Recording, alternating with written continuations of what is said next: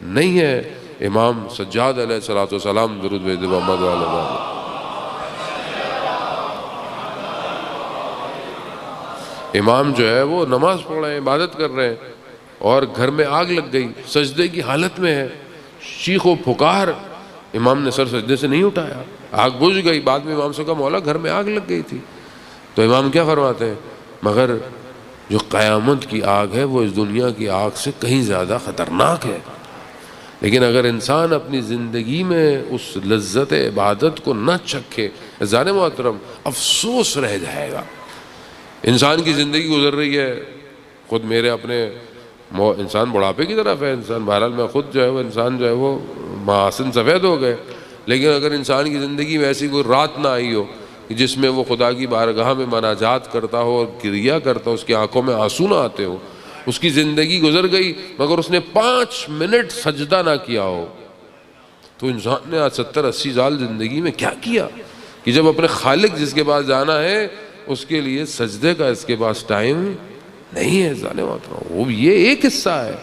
دوسرا حصہ جو مرنے کے لیے سب سے زیادہ مہم ہے وہ حقوق العباد ہے، کہ انسان اللہ کو راضی کر رہا ہے، مصلی پہ بیٹھا ہوا ہے، مسجد بھی آ رہا ہے، لیکن رشتہ دار جو ہے وہ ناراض ہے، بہن بھائی ناراض ہیں، ایک دوسرے کا حق کھایا ہوا ہے، تو ایسی عبادت بھی خدا کو قبول نہیں ہے۔ ظالم محترم، آیت اللہ شہید دست غیب اپنی کتاب داستان راستان میں بیان کرتے ہیں عالم دین کا واقعہ، کہ انہوں نے اپنے خواب بابا کو، والد کو خواب میں دیکھا، والد سے سوال پوچھا کہ ہم جو اس دنیا کے اندر آپ کو ہدیہ بھیجتے ہیں، چیزیں بھیجتے ہیں، صدقہ کرتے ہیں، یہ وہاں آپ کو کیسے جاتا ہے، کیسے ٹرانسفارم ہوتا ہے؟ بینک اکاؤنٹ تو ہے نہیں یہاں پیسے ڈالے کہ وہاں پیسے نکل گئے، تو کیسے جاتا ہے؟ کہا کہ بہرحال مثال دے سکتا ہوں، کیونکہ بہرحال وہ عالم کوئی اور ہے، نہ اس میں زمان ہے نہ اس میں مکان ہے، ایک ڈائلیوشنس ہے، ایک الگ ہے، یہ الگ ہے۔ تو کہا لیکن جو آپ ہدیہ دیتے ہیں وہ بالکل ایسے ہی جیسے ایک گرم کمرہ ہو، اس شدید گرم کمرے کے اندر کوئی ایک کھڑکی کھل جائے اور ایک تازہ ہوا کا جھونکا آئے، تو جو آپ جو بھی ہدیہ بیچتے ہیں وہ اس عالم میں محروم کو ویسے ہی ملتا ہے۔ تو ایک صلوات بیچ کر تمام محرومین کو بخش دوں۔ اللہ صلی علی محمد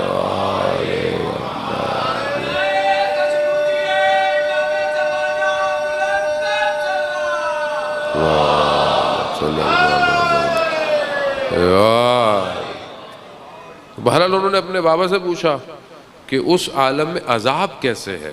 جان محترم، بہرحال کیونکہ ہماری مجالس میں صرف بشارت اتنی دی جاتی ہے اور خوف نہیں دیا جاتا، یہ امپورٹنٹ ہے، بیلنس امپورٹنٹ ہے، کیونکہ رسول خدا کو قرآن کیا کہہ رہا ہے؟ بشیر بھی ہیں اور نذیر بھی ہیں، یعنی خوف بھی دینا ہے اور خوشخبری بھی دینی ہے۔ صرف یہ بھی نہیں کہ انسان مجلس میں ڈراتا ہی رہے کہ مولانا صاحب آپ تو ڈراتے ہی رہتے ہیں، پتہ نہیں کیا ہوگا، نہیں، بشارت بھی ہے، آپ کو خوشخبری بھی ہے، لیکن بہرحال خوف بھی ضروری ہے، کیونکہ انسان کے اندر سے خوف نکل جائے نا، انسان تو آپ کے سامنے آج انسانیت میں خوف ختم ہو گیا ہے۔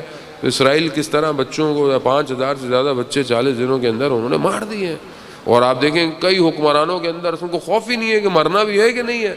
لیکن اگر انسان کو خوف ہوتا ہے تو انسان سب سے پہلے جو ہے وہ اپنی زندگی کے اٹھنے والے قدموں کو صحیح کر دے۔ تو ان سے پوچھا کہ اس عالم میں عذاب کیسا ہے، تو انہوں نے کہا کہ بہرحال میں مثال دے سکتا ہوں کیونکہ اس عالم الگ ہے۔ کہا جیسے چاروں طرف پہاڑ ہوں اور تمہارے پیچھے بھیڑیے بھاگنا شروع ہو جائے، بھیڑیے بھی خطرناک والے، تو تم کہاں بھاگ سکتے ہو؟ کہا نہیں، کہا عذاب ویسا ہے۔ ذہن محترم، اس لیے قبر آسان نہیں ہے، لیکن آپ یہ دیکھیں کہ وہ ماں کہ جو 9 مہینے بچے کو اپنے پیٹ میں رکھتی ہے، چاہے ماں سے جتنی بھی لوگ محبت کرتے ہوں، ایک رات بھی وہ اولاد ماں کی قبر پہ نہیں بیٹھتی، کوئی بھی کسی کے ساتھ قبر میں جا کے سوتا نہیں ہے، وہ بھی انسان ایسے ہی ہے بہرحال انسان کو، لیکن اگر اچھی اولاد ہو تو کم از کم بعد میں کام نیک کر سکتی ہے۔ تو وہ کیونکہ عالم دین تھے تو انہوں نے اپنے بابا سے پوچھا کہ آپ کے ہونٹوں پہ زخموں کے نشان ہیں، یہ کیا ہے؟ تو کہا کہ کیونکہ میں عمر میں بڑا تھا آپ کی ماں سے، تو میں انہیں کچھ سخت جملوں سے پھکارتا تھا۔